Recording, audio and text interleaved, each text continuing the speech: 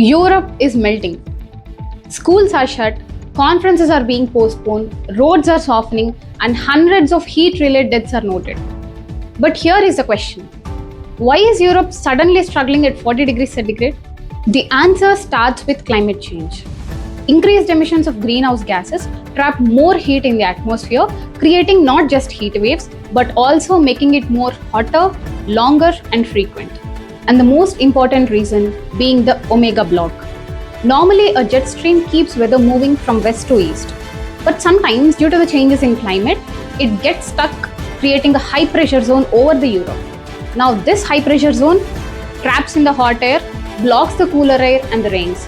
Clouds are suppressed, the sun pours thorough, uninterrupted, dangerously for many number of days. And this is the reason why the surface and the soil literally bake.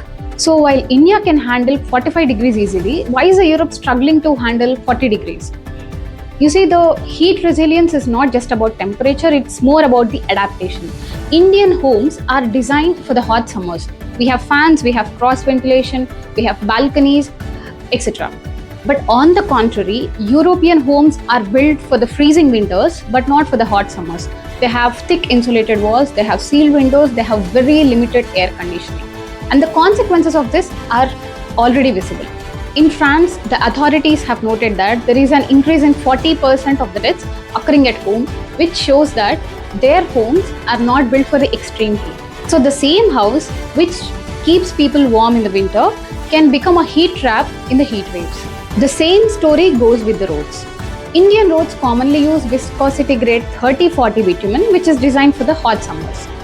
But the European roads are built using the materials chosen for its cooler climate in the past. And remember that the weather reports show air temperature. Road surfaces can go up to 15 to 30 degrees hotter than the air.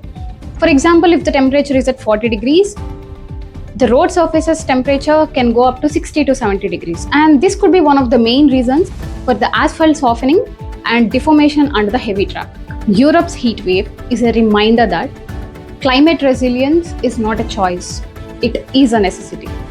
And every country must prepare its infrastructure for the climate of the future, not the climate of the past.